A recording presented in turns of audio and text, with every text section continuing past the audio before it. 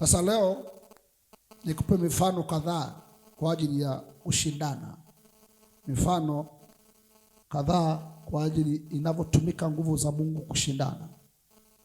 Nilikwambia hakuna kitu rahisi hapa duniani. Maadamu uko duniani unahitaji kushindana. Paulo anasema kushindana kwetu sisi unahitaji ushindane. Mwambie mwenzako hakuna cha bure. Hakuna cha bure. Unahitaji kulipa gharama. Bwana asifiwe. Kabla ya kukupa mifano hii, nikupe baadhi ya pointi za msingi. Kabla ya kukupa mifano hii, nikupe pointi ya msingi. Pointi ya kwanza msingi, huwezi inuliwa kabla ya kushinda. Huwezi inuliwa kabla ya kushinda. Andika, huwezi inuliwa kabla ya kushinda.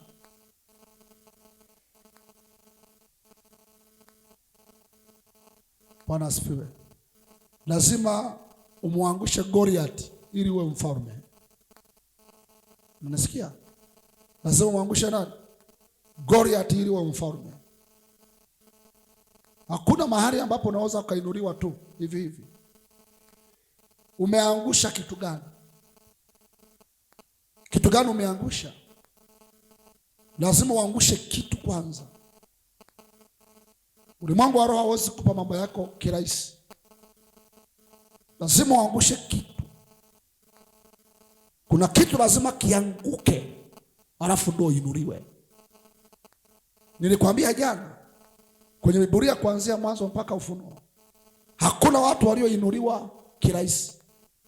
Kuna kitu waliangusha kwanza. Kuna namna walishindana. Na katika Agano Jipya Biblia inasema tunashinda na zaidi ya kushinda kwa yeye aliyetupenda. Tunashindaje? Kwa yeye aliyetupenda. Maana aliyetupenda anatupa nguvu za kushinda. Sasa mnisikilize. Kila mtu aliye Mkristo aliyeokolewa ana ushindi tayari. Warudie sentensi. Kila mtu aliyeokolewa ana ushindi tayari. Wewe umeshashinda. Maana yake nini? Yesu alisema yote yamekwisha. Maana yake nini? Mnisikilize. Ni kama vile ambavyo mtu anakuambia umeshasafiri ila bado ng'ani, toe mfano fulani. Ni kwamba huko hapa tamani kusafiri kwenda Iringa. Halafu Yesu anakuambia, anakuta hapa, anakuambia umeshasafiri. Halafu bado huko hapa. Yesu alishapita hapa, akatengeneza barabara ya lami. Akanunua gari, akaweka mafuta, kakuwekea dereva. Kazi yako ni kupanda gari na kusafiri. Kwa anaposema umeshinda, ni kwamba ameshatengeneza ushindi upo. Ila kuna mchakato wa kufikia ushindi. Ndio maana sasa watu wengi waelewe. Ushindi upo, unajua kabisa nikianza kushindana nitashinda. Ila lazima ushindane. Unasikia? Lazima ushindane. Ushindi wa Yesu amekurahisishia kushinda. Ila lazima uwe na mtazamo wa kushindana. Na ukianza kushindana unajua hii vita nimeshashinda, ila ninaenda kudhihirisha ushindi wangu. Bwana asifiwe. Kwa ile Yesu kama ameshinda msalabani haimaanishi wewe vinakuja hivi kirahisi. Hapana. Anakupa nguvu za kusaidia kufanya nini? Kushinda. Kwa hiyo nimekwambia hakuna mtu anainuliwa bila kupiga, bila kuangusha kitu. Hakuna. Ukiona mtu ameinuliwa, kuna mahali kuna kitu kimeanguka.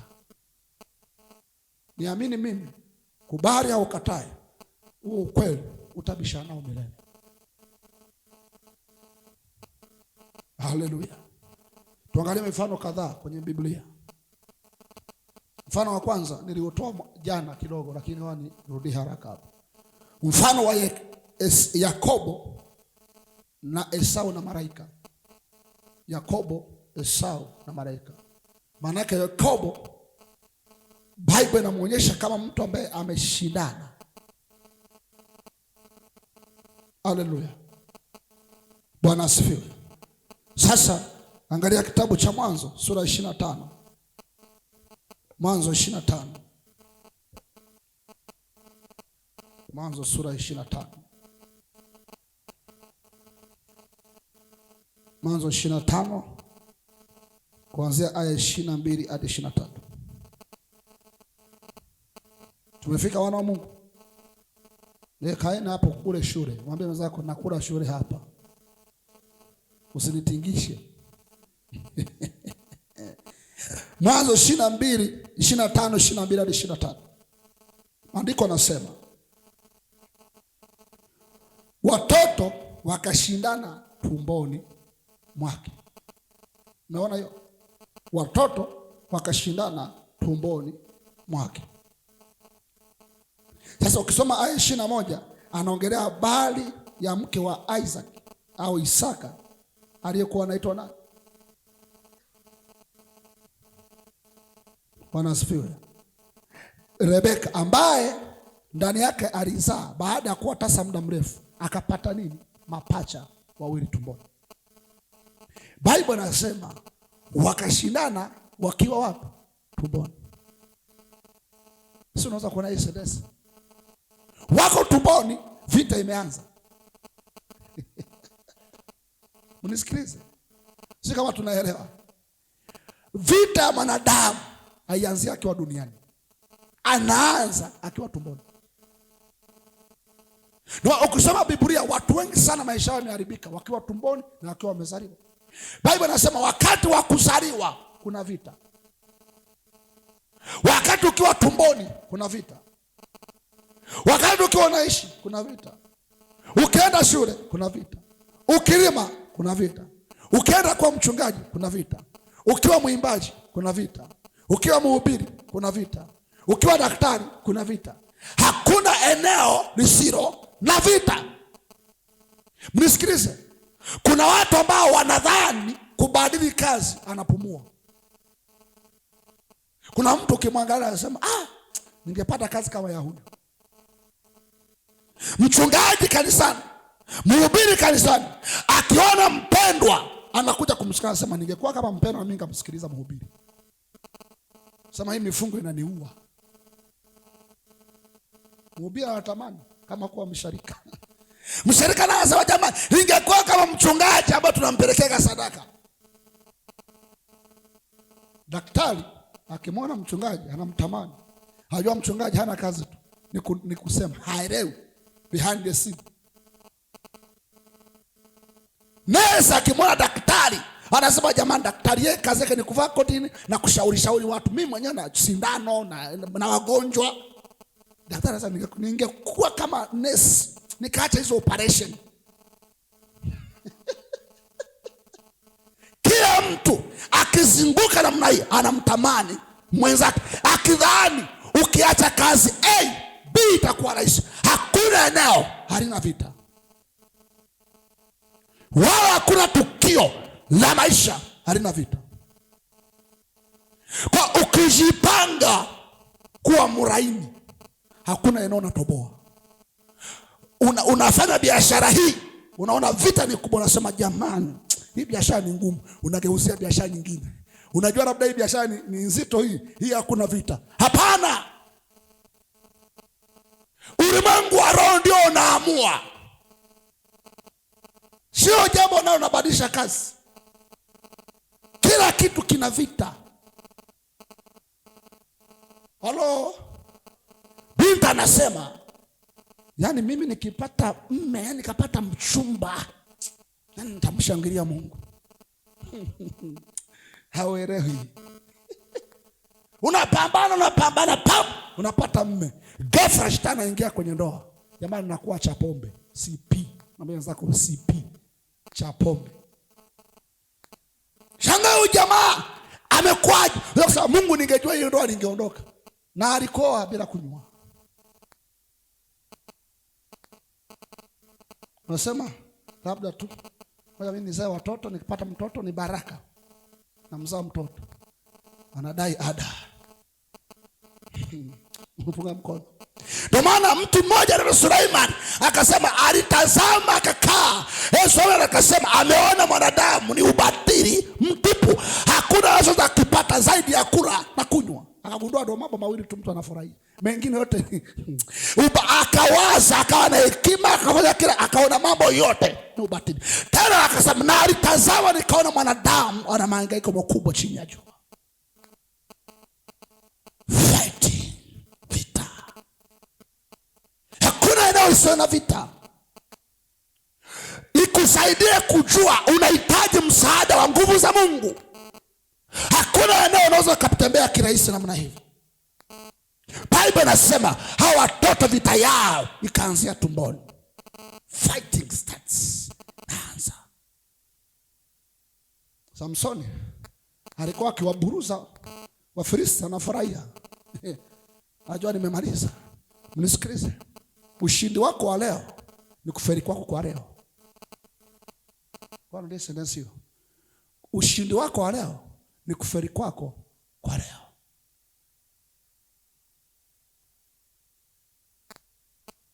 Unasema hili nimeshinda. Wakati umeshinda ndio wakati wa kufeli. Kwa nini sasa sio? Waisraeli wamepita bahari ya Shamu kutoka sura ya 14. Wanafurahia ushindi. Kwenye aya ya 15 wanasema mpanda farasi na farasi wameanguka, wakashangilia, wakasifu. Aya inayofuata kelele zikaanza, maji machungu.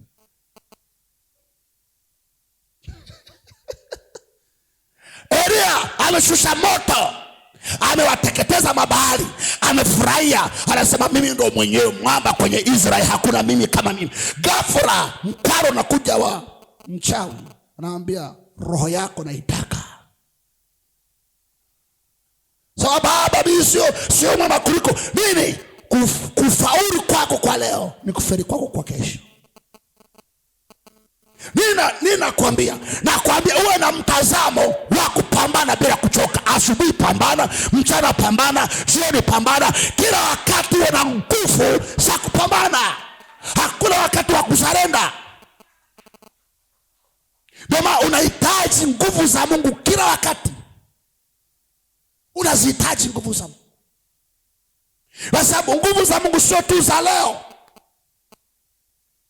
ni za kila wakati, ili kusustain, kuwezesha maisha yako ya kila wakati. Wakati wa kazi, wakati una kazi. Wakati umelala, wakati umeamka.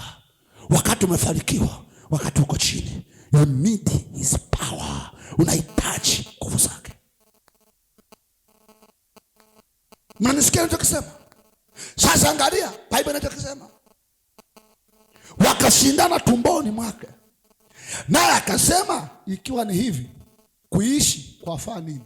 Aisee, ilikuwa ni vita vikubwa. Unajua maana yake nini? Yaani mama, unajua mtoto akiwa tumboni akapiga teke, unajisikia vibaya? Si unaumia? Sasa huyu mama wameshindana mpaka amesikia maumivu, anasema sinife tu. Vita tumboni, wanapambana na ngumi huku ndani. Hawajazaliwa. Anasema akaenda kumuuliza Bwana. Muona Yesu nasi. Akaenda kumuuliza Bwana. Anajiuliza hizi fighting za nini? Angalia 23. Bwana akamwambia, mataifa mawili yako tumboni mwako. Unajua maana yake nini? Mtu mkuu vita yake ni kuu. Mpige Yesu makofi. Na ndio kama unaelewa. Mtu mkuu vita yake ni kuu. Mnisikia? Ukitaka ukubwa, taka kuwajibika. Ukitaka ukubwa, taka kuwajibika. Kwani Mungu anamwambia hawa watu sio Esau na Yakobo, ni mataifa mawili. Ndio maana vita yao ni kubwa. Alafu na kabila mbili za watu watafarakana tangu tumboni mwako. Kabila moja itakuwa hodari kuliko kabila la pili, na mkubwa atamtumikia mdogo. Manake mdogo ndio atakuwa bosi wa mkubwa. Sasa mnisikilize hapo elekea. Yakobo ndo alikuwa mdogo. Esau ndo alitangulia kufanya nini? Kuzaliwa. Kwa hiyo Mungu anatoa unabii, Mungu mwenyewe, ya kwamba huyu Yakobo atakuwa ni mtu mkuu kuliko ndugu yake. Si ndio? Sasa mnisikilize. Ingelikuwa hivyo tungetegemea wakizaliwa Mungu mwenyewe amuinue Yakobo, huyu mwingine awe chini. Sasa angalia scenario zilizokuja. Yakobo anagundua kwenye ulimwengu wa roho kuna sauti inasema, Yakobo, wewe ni mkuu, wewe ni mkuu, wewe ni mkuu, wewe ni mkuu. Usipopambana ukuu hautauona. Ndio maana Yakobo akaanza kutumia njia zake mwenyewe. Zile njia sio zake, yalikuwa ni sauti ndani, sauti ndani. Ndio maana watu wengi wanaokuwa wanasikia ukuu ndani yao wanaelekea wapi? Ndani yao Mungu ataanza kuwapa mipango na mikakati ya kutekeleza ili wawe wakuu. Yote alikuwa anafanya Yakobo ilikuwa ni kutimiza neno la unabii. Ndio maana Mungu alisema atambariki, atampa baraka, atakuwa mkuu. Lakini angalia fighting alizokutana nazo mtu anaitwa Yakobo. Mnanisikia? Aya 27 ya kitabu cha Mwanzo. Sura ya 27 ya kitabu cha Mwanzo. Mwanzo 27. Ukisoma kuanzia aya ya kwanza mpaka 27. Haleluya. Angalia mambo hayo. Inakuwaje? Biblia inasema baba yake akamuita Esau. Akataka chakula. Chakula, lakini Biblia inasema aliyeitwa ni nani? Esau. Akaambia mtafutie chakula baba yake. Maana baba yake hana sauti ya Mungu ndani yake. Baba yake anajua kikanuni, kikawaida, mkubwa anamtawala mdogo. Na peke yake ambaye alipaswa kumbariki huyu jamaa atoke alikuwa ni baba yake. Baba yake anatimiza. Ndio maana unaweza kuona Daudi baba yake alimweka kwenye kuchunga. Maana yake aliona huyu jamaa useless, nenda huko kachunga mbuzi. Hata kwenye vita alikuwa haitu. Unaweza kuwa na ndoto, mazingira yakabinya ndoto yako, ukuu ukabinya ndoto yako. Sasa kwa sababu yatengenezwa ndani yako, anza kutafuta nguvu ya kupambana na kuondoa kinachokukwamisha, kuondoa mazingira mabaya. Watu wengi wakiwa watu wanaokuu, wana ndoto kubwa ndani yao, wakiona mazingira yanawakatisha tamaa. Hii ni frustrations. Amebarikiwa, lakini baba yake anamwambia hapana, sio hivyo, kikanuni, kiprotoko, vita. Naanzi hapo. Anambaraka, lakini baraka zake. Mnisikilize. Yakobo ili kuchukua baraka zake alitumia gharama. Mnisikilize vizuri. Gharama ya kwanza, Yakobo alimuuzia, alikuwa na njaa ndugu yake akampa dengu. Sikawa tunaelewa. Alipompa dengu Yakobo mjane, akategeshea dada yake nani ndugu yake ana njaa kabisa. Anamwambia sasa, kwa sababu una njaa na mimi nina dengu, nipe uzali wako wa kwanza nikupe dengu. Yakobo anajua fighting, anajua kupambana. Dada yake ambaye sasa njaa nipe tu. Kumbe ndo alikuwa anauza kihalali. Kwa hiyo Yakobo alianza mapambano mwenyewe, wala sio mama yake. Soma Biblia inaeleza mambo yote. Akauza uzali wa kwanza. Yakobo fighting na amebarikiwa. Mungu amemtabiria, lakini bado anatafuta nguvu za kushinda. Fighting kanzi hapo. Tukaenda kusoma Yakobo, Mwanzo 32:28. Mwanzo 32:28. Haleluya. Sasa anza kusoma 24. Mimi nakuonyesha Yakobo ambaye alikuwa na baraka, ametabiriwa baraka za Mungu. Lakini angalia mazingira aliyopitia na angalia mbinu alizokuwa nazo jamaa. Mimi nakwambia ukiwa mkuu jipange. 24 hadi 28. Mwanzo 32, tuanzie 24. Yakobo akakaa peke yake, na mtu mmoja akashindana naye mwereka hata alfajiri. Mtu mmoja akashindana naye tangu saa ngapi? Naye mwereka hata nini? Wao, unajua vita ilikuwa muda gani? Vita ilikuwa usiku mzima, ngumi zinapigwa.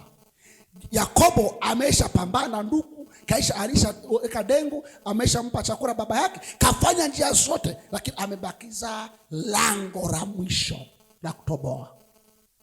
Ndio maana mara zote Mungu akifanya kuwa mkuu anakuwekea mageti. Unavuka geti la kwanza, usikubali kwamba nimevuka, bado kuna geti la pili, unaenda kuna geti lingine unakutana nalo. Punga mkono namna hii, pigia Yesu makofi mengi mengi. Naye alipoona ya kuwa hamshindi, alimgusa panapo uvungu wa paja lake. Unajua maana yake? Alimgusa ili achoke, aseme kwa sababu umenitegua, ondoka. Akategua uvungu wa paja ya Yakobo alipokuwa akishindana naye, akasema niache niende, maana kuna pambazuka. Akasema sikuachi usipo nibariki. Pigia Yesu makofi. Unaona mtazamaji, sikuachi mpaka unibariki. Siachi biashara mpaka nitoboe. Siachi ndoa mpaka tuwe na uzao wa maana. Siachi kazi mpaka nitoboe. Usiwe mtu wa kuzirazira mambo. Usiwe mtu wa kuachacha huduma. Usiwe mtu wa kuahirisha mambo. Usiache mpaka uone matokeo. Usiache kuomba mpaka uone matokeo. Usiache kutafuta nguvu za Bwana mpaka uone yamekuwa. Sema haleluya. Unaguswa kidogo tu, mwingine tu unamchumba, ni kweli ni wakwako tu, ila kajitu kadogo umezira, tuachane. Haya, mwachane.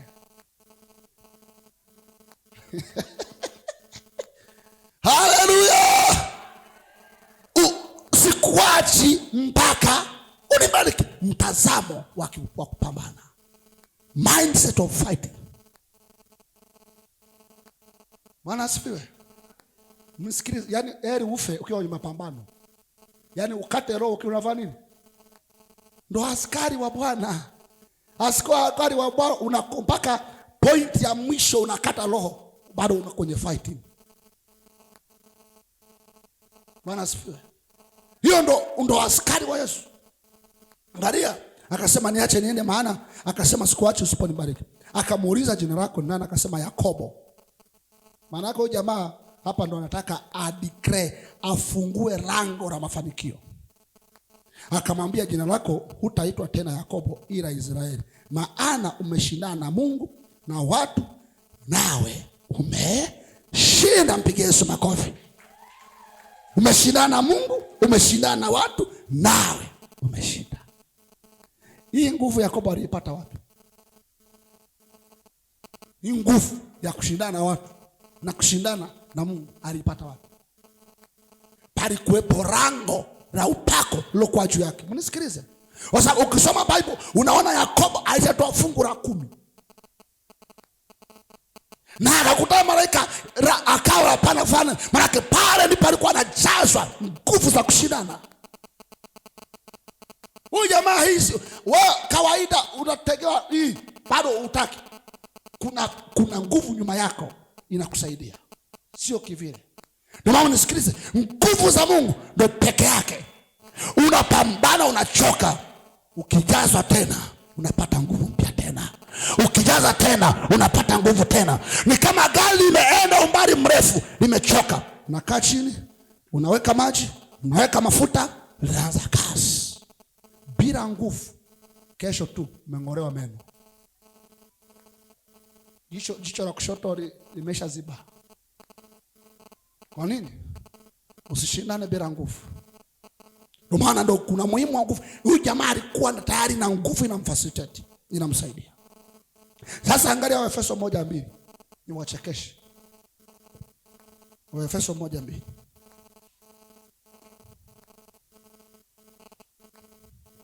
Haleluya. Waefeso 1 ngapi? 2.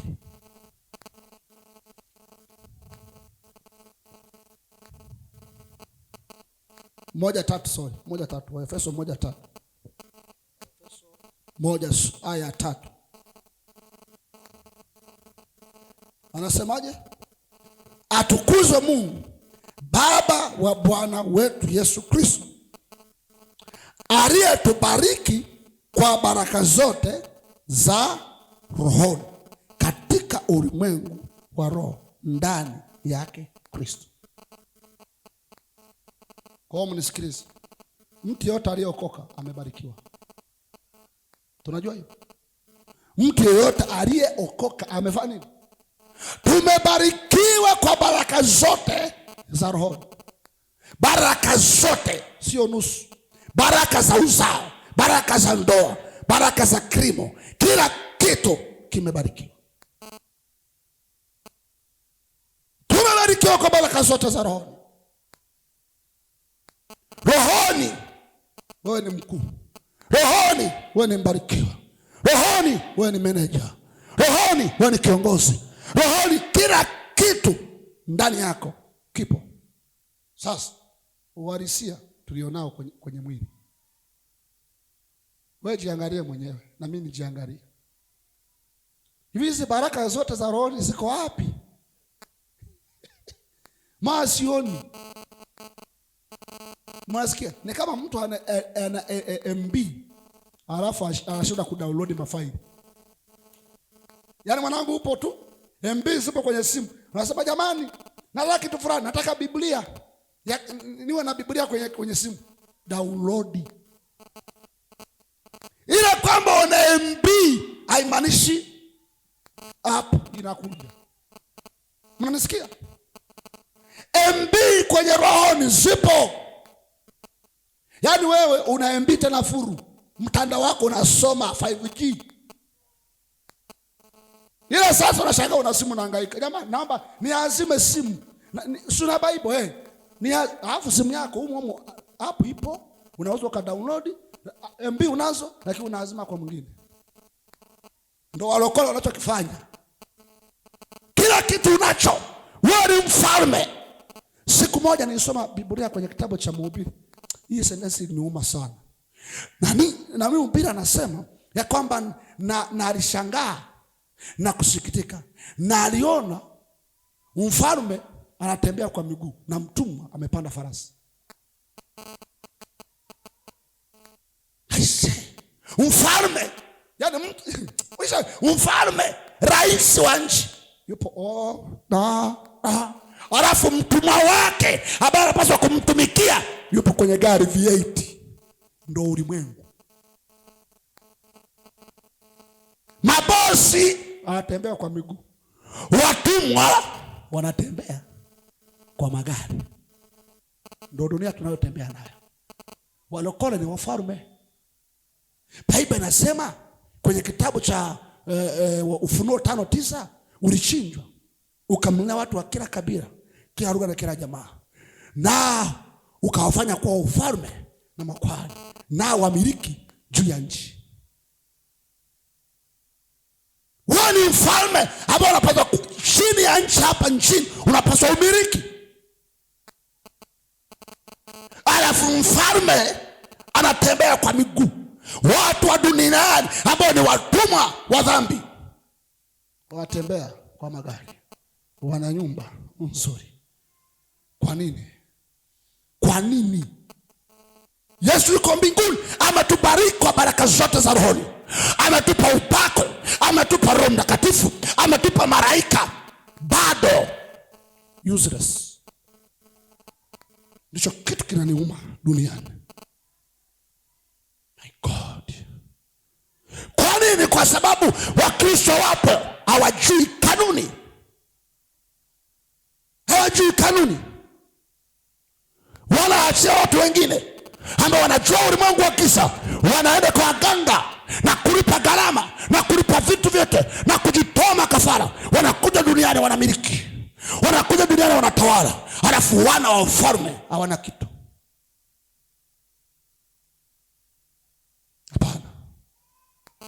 Lazima tubadilike.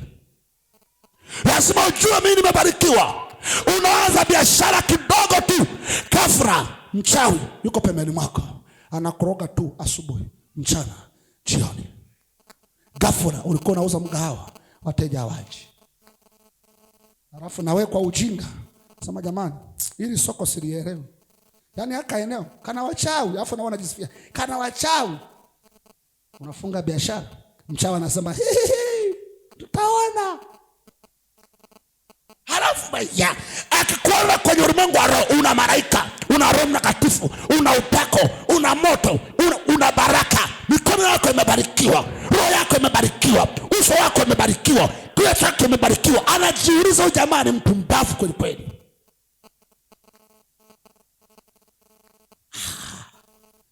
Nawaambia mambo ambayo ulimwengu ndio tupo. Mimi nakwambia kuna watu ukienda mbinguni, ukijitazama duniani, nasema sio mimi, unajikataa. Yaani siku huko mbinguni unajiona duniani, mwanangu na V8 namba EP na kuendelea.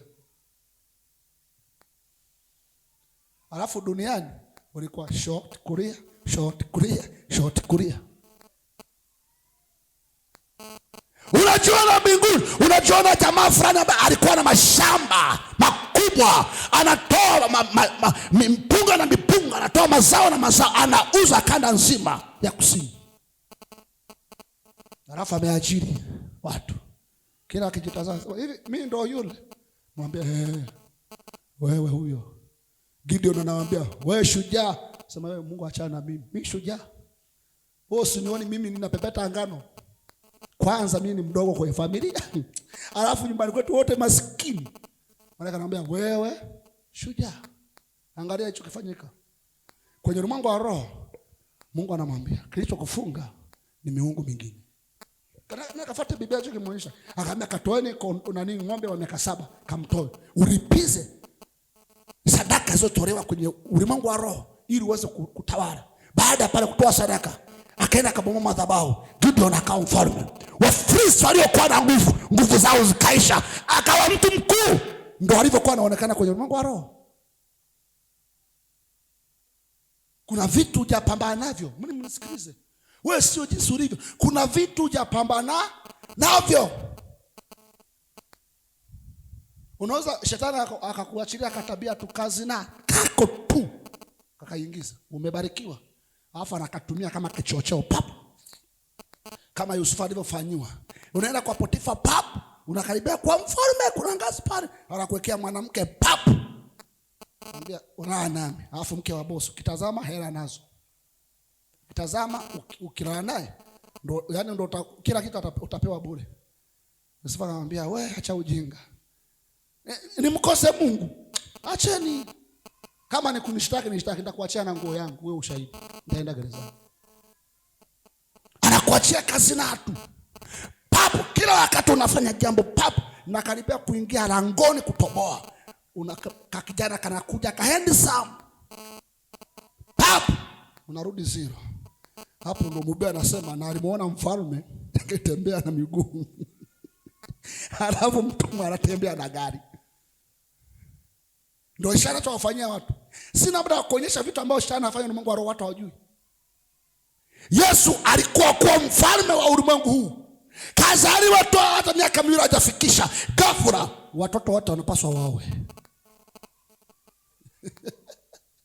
Wanafanya ulimwengu wa roho kuwasoma watu na kuwafanyia mazengo za kutosha. Wafanya wawe.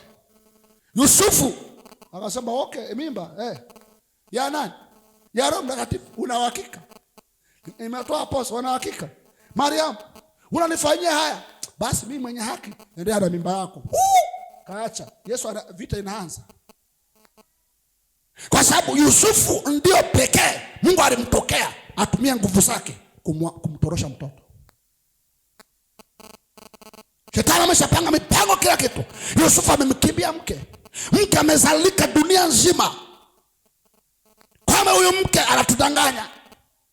Amepata ujauzito kabla ya ndoa. Kiisraeli kupata mimba kabla ya ndoa ilikuwa aibu. Achana wanajifanya single mothers hao. Jamani, siwasemi vibaya, ni vibaya pia. Kwa singomaza sio sawa. Ikutokea wewe omba toba, endelea na maisha, lakini ni vibaya. Punga mkono. Punga mkono tena. Mwambie wenzako sindano inapenya au haijaingia sawa sawa. Haleluya. Mariam maisha yote amekuwa discouraged. Lakini ndani ya kuwa amepambana ana machozi, Roho Mtakatifu alishampaka mafuta ya kuhimili mikiki. Kabla ya Mariam kupata, ameshajazwa na nguvu za Mungu kumsaidia kuhimili mapambano. Kwa sababu Bible nasema haya mambo yote. Alafu Yusufu anataka kutoroka ghafla, Mungu amemana kwenye kora, kwenye ndoto, pap. Yusufu wewe, mimba ya kwangu, wewe nani? Mungu ndio, mtoroshe mtoto. Yusufu akaangalia akasema, kwa sababu nimekuona kwenye ndoto nimeamini. Akamtorosha mtoto. Wameua watoto wote, pap, wameuawa. Pap, wamekufa. Alafu Biblia inasema alipokufa mfalme Herode, jamaa akaja. Maana kuna kitu lazima kife wewe utawale. Kwa ndio sema kuna kitu lazima kife wewe utawale. Kuna kitu kama kijaanguka utamiliki. Kabla kijaanguka utatawala. Kuna kitu lazima kiondoke, hicho kiondoke. Yule mfalme akafa, aliyekuwa anamtafuta kumuua. Akafa kwanza. Biblia inasema ndio Yesu akafa nini? Akarudi. Kwenye Isaya 6, Isaya anasema alipokufa Uzia na alimuona Bwana. Kuna vitu wazi kuna namna fulani na kipawa. Kuna mtu anabonyeza kipawa chako akiendi. Kuna mtumishi mmoja Mungu tunaanza naye huduma fulani mahali fulani. Mtumishi tukaenda naye. Tulikuwa tunataka tuwe na huduma moja. Angalia kilichotokea, Mungu wa roho.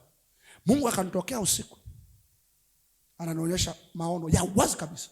Yule mtumishi amekuja. Ametoka kwenye kapori namna hii. Mimi niko tu na muona si mtumishi mwenzangu tuko pamoja, ameshika kisu anataka kunichoma tumbo.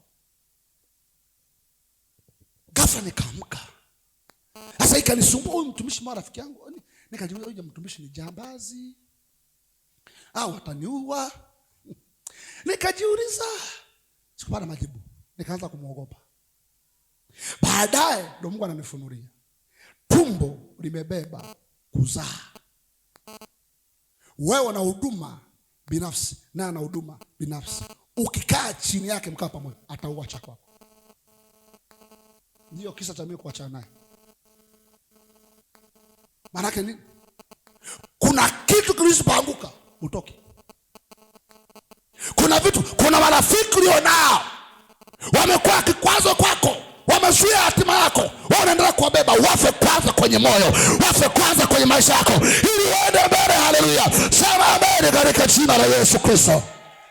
Kuna watu lazima wafe ili uishi, ili ufanikiwe. Kuna vitu vingi anaweka, sio kama mnaelewa.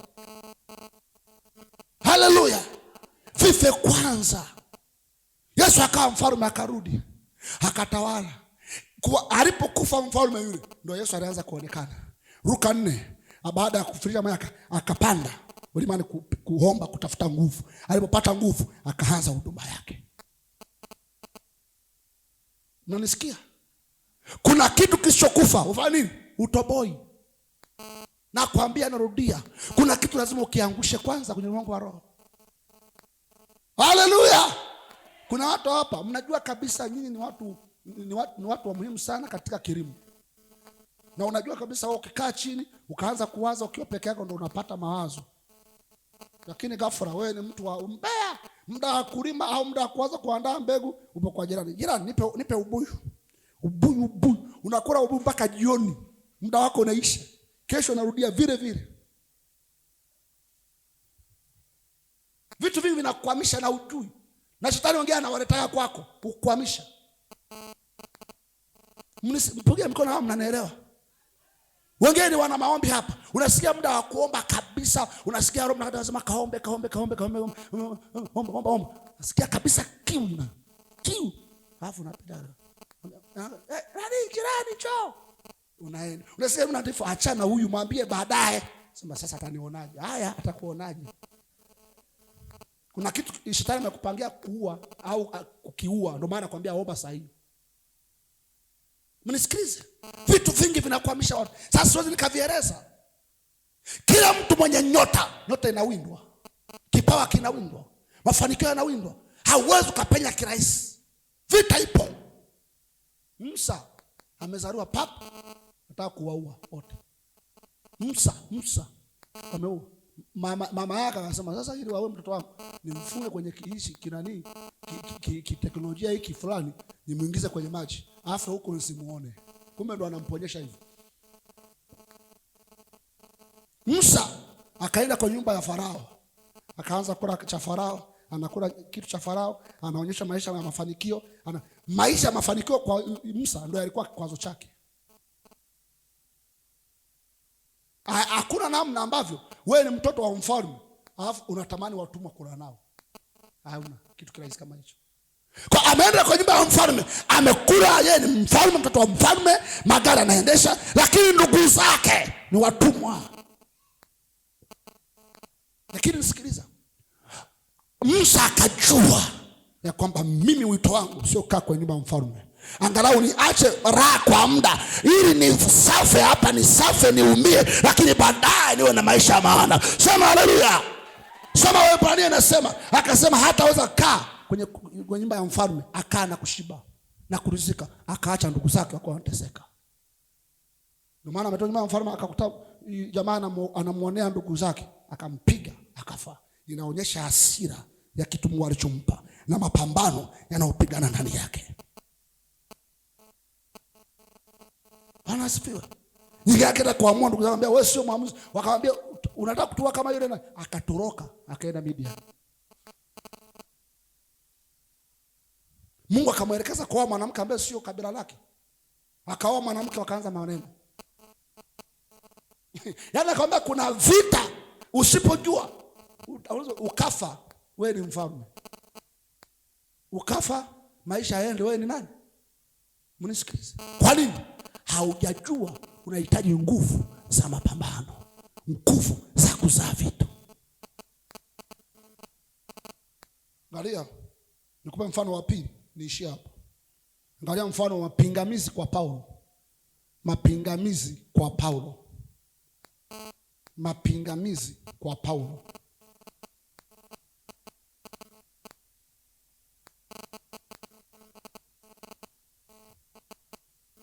Mapingamizi kwa Paulo. Wakorintho wa kwanza 16:9.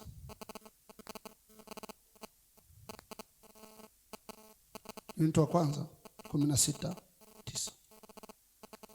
Mapingamizi kwa Paulo.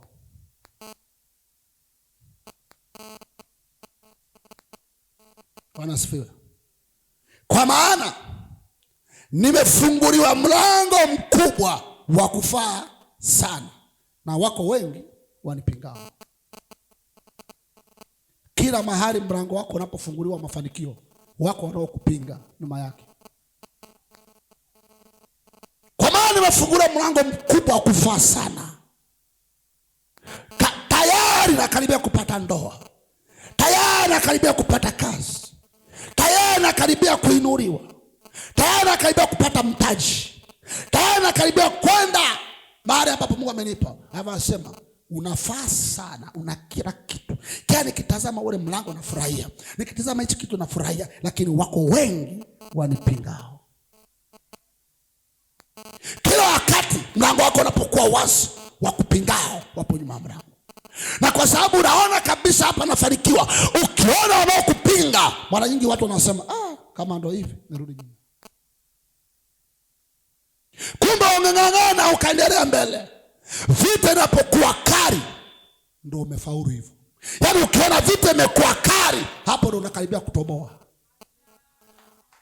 Nisikilize, ndo ulimwengu wa roho jinsi ulivyo. Kwa sababu wakati wa kwenda kupita ghafla, vita inakuwa kali ili ukate tamaa. Ndio waambia wana maombi, mtu yote muomba anajua. Usipojisikia kuomba ndio muda wa kuomba. Arudi senesi. Usipojisikia kuomba ndio muda wa kuomba sana.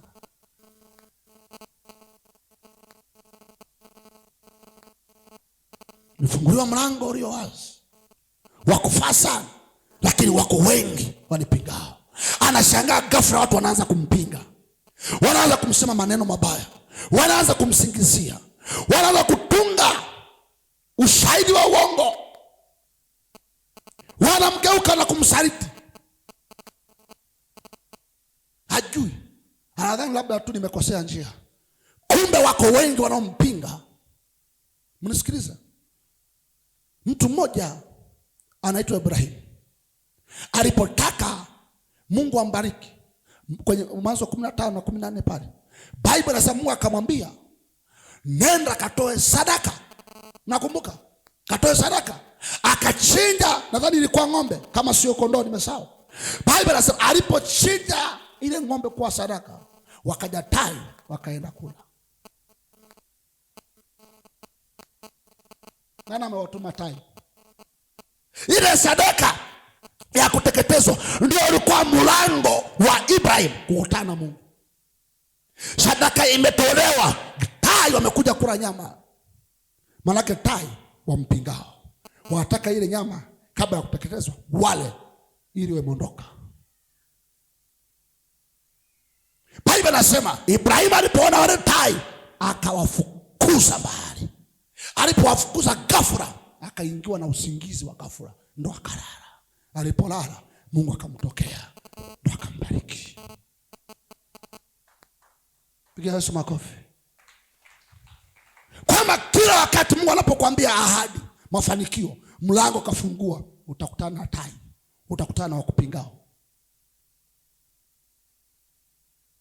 Bwana asifiwe. Uwe na hakika. Mnisikilize, Ayubu wakati anakaribia kumaliza vita yake, wakaja marafiki na mke wake. Mke wake akaja akamweka kikoso, akampinga. Kaya ndugu zake walikuwa karibia 3 4, lakini Elifasi mtemusi wote wanapingana naye. Alafu Ayubu, angalia anavyojibizana. Ile Ayubu ni majibizano kati ya marafiki wa Ayubu na Ayubu. So yote Ayubu wanasema hivi, Ayubu anasema hivi. Wanasema hivi. Wakati wa changamoto ni wakati wa kutamka maneno ya ushindi, ni wakati wa kusema nitaendelea, ni wakati wa kusema mimi sitakufa, ni wakati wa kusema hili litakwisha, halitakaa milele, huu kutajao kuwepo. Sema haleluya. Wakati wa mapingamizi ya Ayubu hakukubali kuwasikiliza marafiki zake. Nenda kasoma Biblia kwenye sura ya 42 ya Ayubu, kwenye 42 pale. Mungu alipomtokea Ayubu akamwambia, sasa marafiki zako na waadhibu. Marafiki zako waliokuwa wanapingana naye, Mungu akaenda moja kwa moja kuwapiga bakora.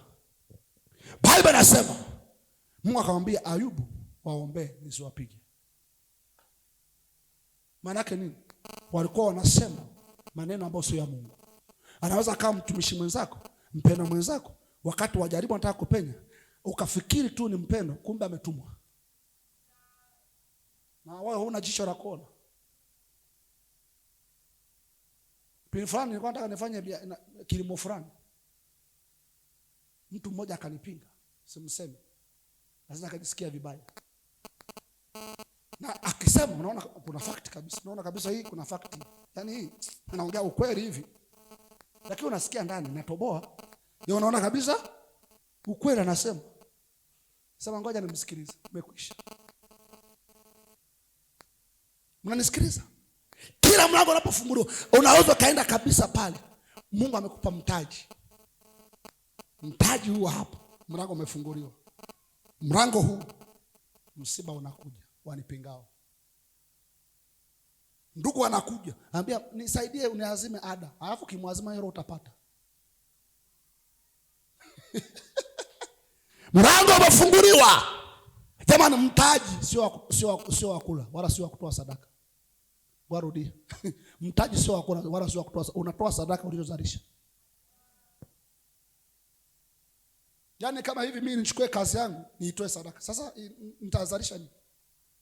Si kazi ndio inanipa hela naleta sadaka. Kazi ni msingi. Nimesikize, huo mtaji hata aje nani, usitoe. Narudia, usitoe. Mimi naambia vitu vya kiroho. Ndio maana wakati mwingine kama una hela unaona kabisa hii, nenda kaipeleka hata kwenye benki fixed, huwezi kuitoa wewe. Tupa huko. Sababu kila wakati mlango ukifunguliwa wakupingao. Hata sema mimi nakupinga, utaona kabisa yani tuna mtoto mgonjwa kabisa hapa. Yaani na hela unayo kabisa milioni hapo. Unajua kabisa hii nilikuwa nataka nifungulie biashara. Anaumwa. Mwambie nani? Huyu haumwi. Hospitali usimpeleke, weka hapa, weka mikono. Papa katika toka pepo na kuchukua hela yangu. Toka, kamea.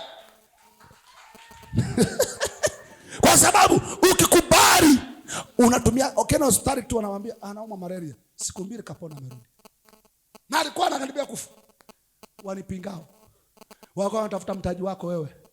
Mlango umefunguliwa uko wazi, wakupingao ni wengi. Mnisikilize. Mimi kuna hela nikiwa nayo na malengo nayo. Yaani hata uje unalia, sikupi. Ndio mama matajiri wote ni kama wana roho mbaya. Hawana roho mbaya. Biblia inasema mtu mkali ndo atamiliki mali. Sio tu una roho mbaya. Kuna hela ya kusaidia, kuna hela ya kutoa sadaka, kuna hela ya mtaji, kuna hela ya biashara, kuna hela. Lazima uwe na mentality sense, uwe na sense ya kiroho. Kwamba hapana, wanipingao ndo hao. Mnanielewa?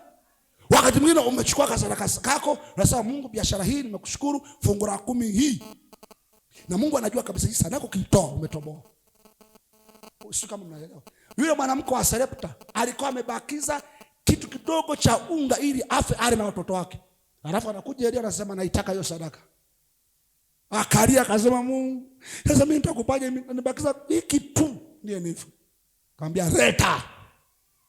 Unajua na Elia alivyo, sijui kama alikuwa na sauti nzito, leta hapa. Alafu Bible inasema Elia alisimama mlangoni.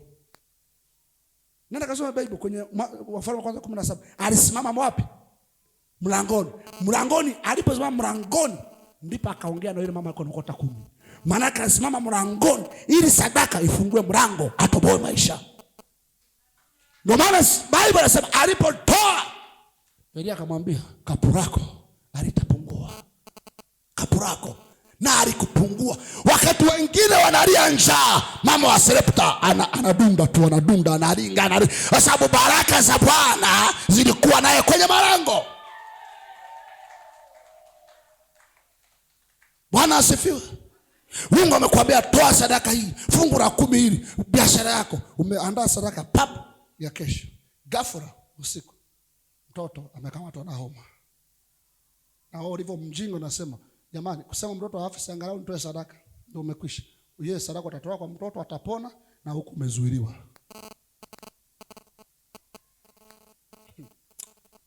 Yule mwanamke Anania na Safira walitoa kiwanja wenyewe wakaahidi. Biblia inasema shetani akawadanganya. Kwa hiyo kuna wakati ambapo mapingamizi sio mpaka mtu akupige ngumi. Wako mnanielewa? Simama tu. Niishie hapo. Taonana kesho.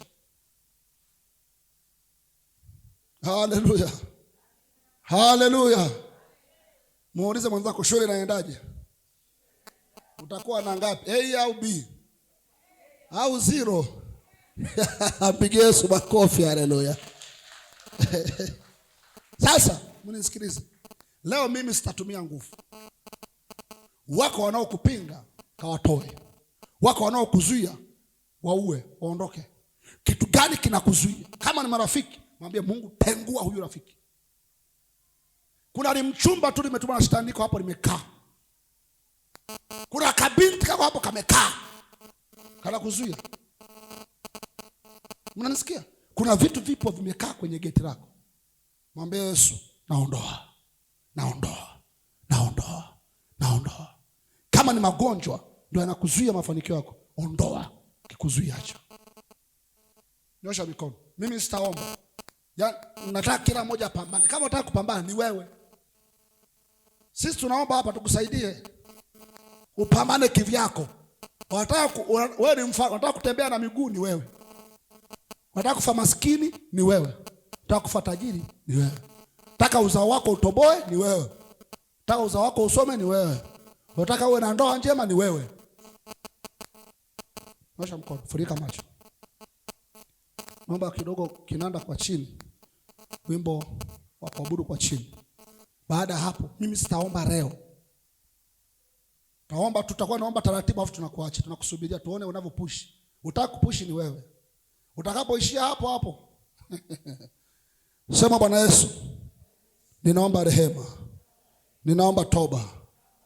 Wanipingao kwenye mafanikio yangu, wanipingao kwenye malango yangu, ninaomba unisamehe. Ninaomba unirehemu kwa damu ya Yesu Kristo. Kwa damu ya Yesu Kristo. Ninaomba unijaze nguvu ndani yangu. Zinisaidie kushinda kwa damu ya Yesu Kristo. Kwa damu ya Yesu Kristo. Kila vizingiti vilivyoko kwenye hatua zangu, vunjika. Vunjika. Vunjika kwa damu ya Yesu. Kwa damu ya Yesu. Wote wanaonipinga, wote wanaonipinga, waondoke ndani yangu. Waondoke ndani yangu. Waondoke mbele yangu kwa jina la Yesu Kristo. Kwa jina la Yesu Kristo. Wewe ulisema, ulimwambia Yoshua, hakuna atakaye simama mbele yako. Simama mbele yako kwa damu ya Yesu Kristo. Leo mimi nimeshinda na zaidi ya kushinda kwa damu ya Yesu. Maandiko yanasema tumeshinda kwa damu ya Yesu Kristo. Ya Yesu Kristo. Ya Yesu Kristo. Mapepo, mizimu ya ukoo, damu za mababu, sadaka za mababu zinazonizuia, toka, toka, toka, toka, toka, toka kwa damu ya Yesu. Kwa damu ya Yesu.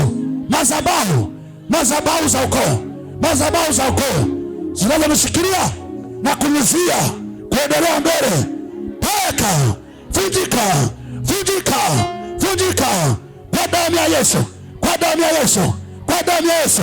Kwa damu ya Yesu. Leo, leo najitoa, najitoa, najitoa kwa damu ya Yesu. Kwa damu ya Yesu. Kwa damu ya Yesu. Ninavuka, ninavuka. Endelea kuvuka. Tamka maneno ya ushindi. Jiambie mwenyewe, repokoria. Inawezekana shuleni kila wakati una marafiki ambao wamekufunia tabia mbaya. Hao marafiki wavunje, hao marafiki waondoe, waondoe, waondoe. Rapashaka.